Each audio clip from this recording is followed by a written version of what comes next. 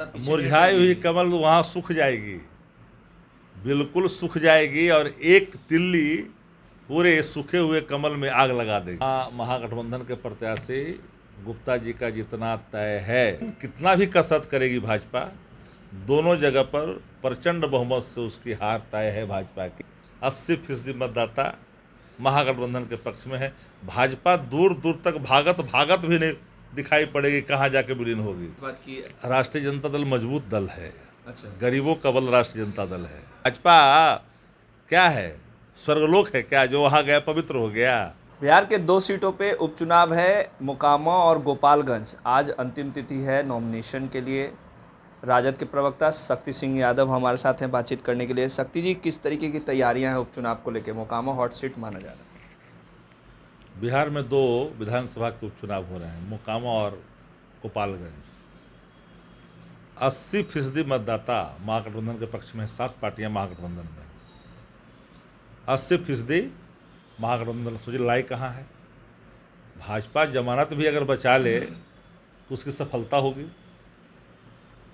10-20 हजार वोट भी प्राप्त नहीं होंगे भाजपा को। आप कह रहे हैं 10-20 हज़ार वोट भी प्राप्त नहीं होंगे। सीधे टक्कर बीजेपी की आपसे है, क्योंकि आपके ही दोनों उम्मीदवार हैं, आप ही के पार्टी से दोनों उम्मीदवार हैं। मोकामा को हॉट सीट माना जा रहा है। ललन सिंह, जो कि सोनम देवी के पति हैं, वो लगातार ये दावा कर रहे हैं कि अब कमल मोकामा में खिलेगा। अब किसी को निर्दलीय प्रत्याशी भी कहता है कि हम चुनाव जीत रहे हैं, चुनाव में खड़ा होता कोई बोलता है कि हम हार रहे हैं।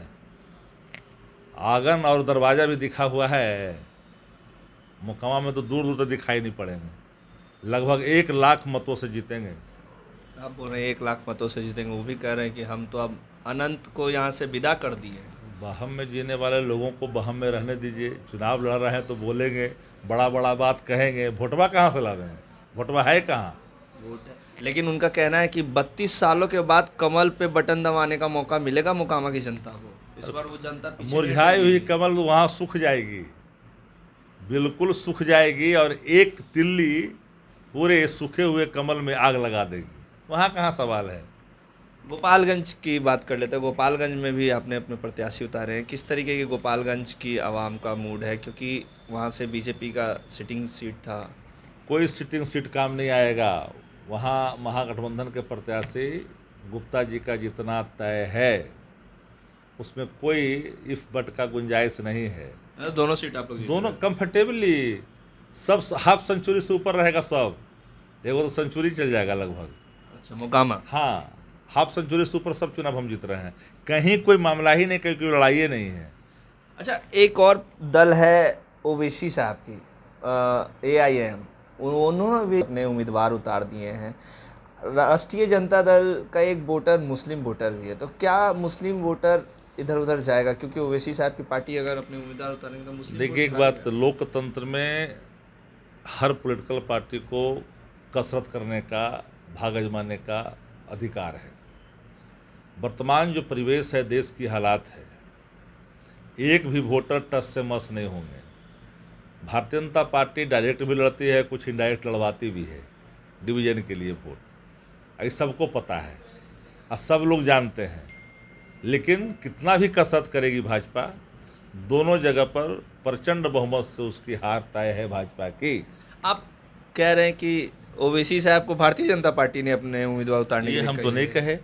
हमने कहा भारतीय जनता पार्टी कई तरह के प्लेटफॉर्म खोलती है, कई तरह की खिड़की खोलती है और कई लोग उसे खिड़की में शामिल हो जाते हैं, लेकिन उससे कोई फर्क वरक पड़ने वाला नहीं है। मतलब जीत वोटर लामबंद है। 80% मतदाता महागठबंधन के पक्ष में है। भाजपा दूर दूर तक भागत भागत भी नहीं दिखाई पड़ेगी, कहाँ जाके विलीन होगी।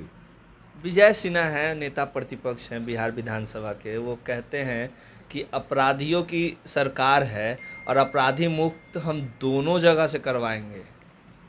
वो खुद उसी जगत से आते हैं। अपराधी जगत से आते तो हैं। क्या आते हैं, मालूम नहीं आपको है क्या? नहीं, हमको नहीं। और जानिए तो उनको कोई सीरियस लेता है? शताब्दी यारा में देखे ना, गृह मंत्री जी कैसा व्यवहार किए। देने गए थे गमछा, कैसे हुड़काए तो भाग गए पीछे। देखे हैं क्या फुटेज? ये लोग गंभीर लोग हैं ही नहीं, इनके अंदर कोई गंभीरता ही नहीं है। जिस पद को धारण कर रहे हैं, पद की माने उसकी एक मर्यादा होती है, उसका ही पालन नहीं कर पा रहे हैं।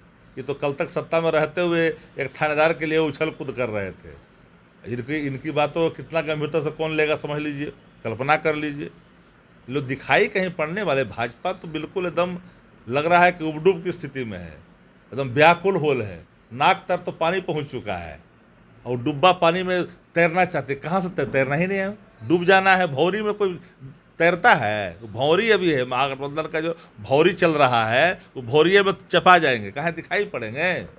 अच्छा, अनंत सिंह को जहर बताएं। और उनके साथ तो अमृत थे, उनके सुशील कुमार मोदी के सामने खड़ा होकर के नॉमिनेशन करा रहे थे, तब अमृत थे, आज जहर हो गए। अरे कल अमृत थे। भाजपा क्या है, स्वर्गलोक है क्या जो वहां गया पवित्र हो गया? कल तक जब उनके गठबंधन में थे तो बड़ा पवित्र थे। सुशील कुमार मोदी आरती उतार रहे थे, त्वमेव माता च पिता कर रहे थे, उस समय तो कोई सवाल नहीं खड़ा किया, हम लोगों ने भी सवाल नहीं खड़ा किया। तो आपके पार्टी में आते हैं तो क्यों लोग ऐसे अटैक होते हैं? ऐसी क्या है आपके पार्टी में खास बात की? राष्ट्रीय जनता दल मजबूत दल है। अच्छा, गरीबों का बल राष्ट्रीय जनता दल है, आवाम का बल राष्ट्रीय जनता दल है, किसानों का बल राष्ट्रीय जनता दल है। तो स्वाभाविक डरेंगे नहीं। जहाँ मजदूर और किसान जब एक साथ हो जाता है, गरीब गुरबा, तो डर भय पैदा तो हो ही जाएगा ना।